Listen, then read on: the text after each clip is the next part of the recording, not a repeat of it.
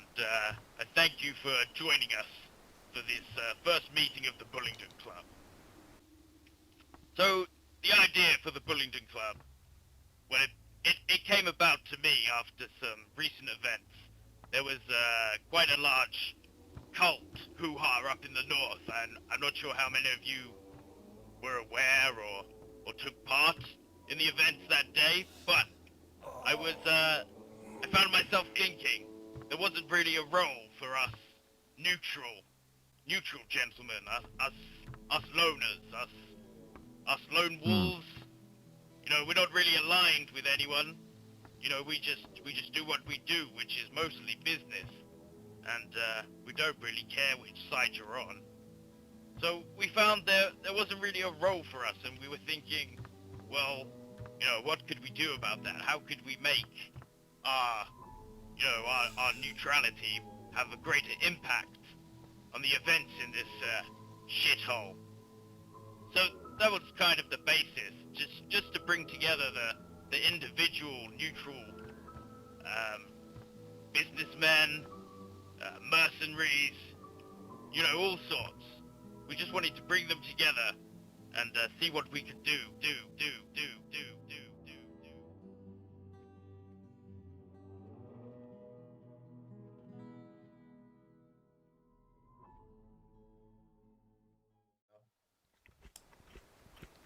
Hello everyone, my name is and I'm fucking tired.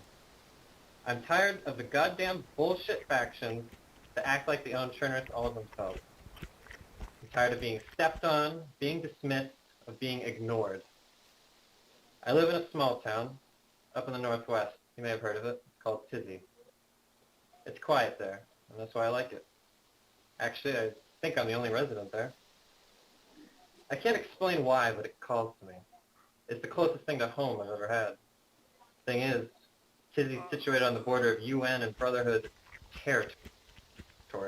And I say territory in air quotes. UN claims the south, Brotherhood claims the north, Dutyhood claims the west. Dutyhood, yeah, duty. Carfano's in the east now.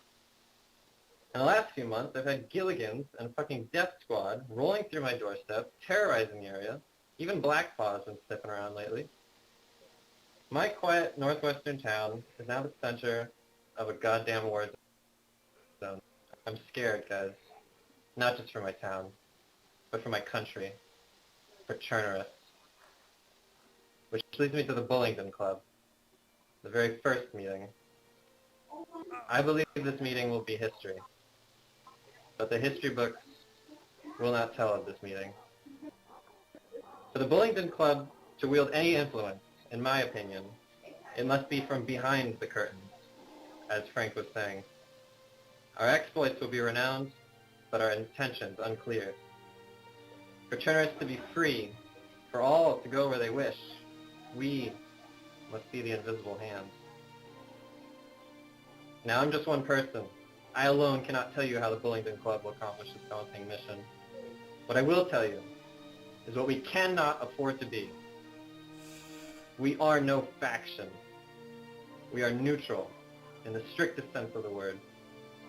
Factions are inherently flawed. By announcing themselves, they invite conflict. For every person the UN has helped, there's another who thinks they can take them on. Factions claim lands they have no means to manage.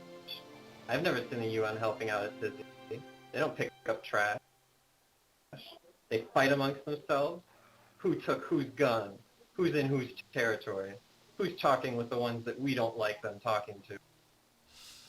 But you know what? When the stakes are high, ultimately, factions put the lives of their own before the lives of others.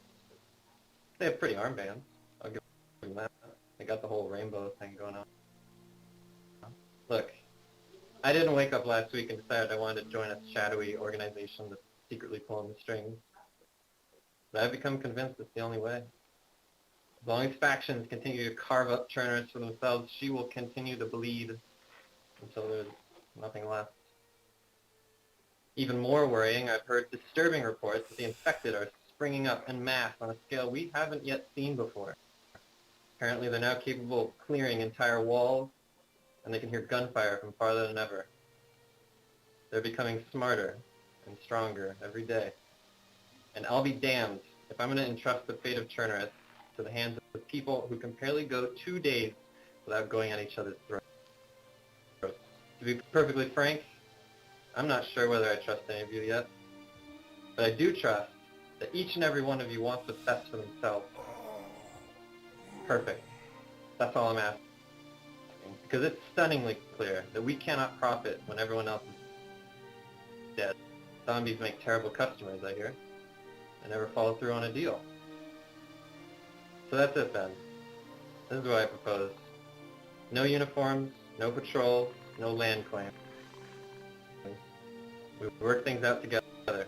We protect our interests, which means helping the little guys. We go where we want, when we want, and we grow. And when the time is right, we make our move. And then, Churnis will remember the Bullingdon Club. Also drugs. Lots of drugs and shenanigans. Thank you I'll all be for sure your to time. apply for that. Free Tizzy, and long live the Bullingdon Club. Here, here, here. Here, here. Ah. Here. You summed it up perfectly. That is exactly what I wanted the Bullingdon Club to stand for. We will remain in the shadows. We will not be seen. We will not be heard. We will not be known. Only amongst ourselves will we know of our exploits and the actions we have taken. Everything we do stays within this group. We can shape Churnerus. We can shape it to profit us. It is in our best interest to have as many people alive as possible. Otherwise, we stop making money. So, the preservation of human life should be quite a high priority for us. But it won't stop us profiting of taking of human life.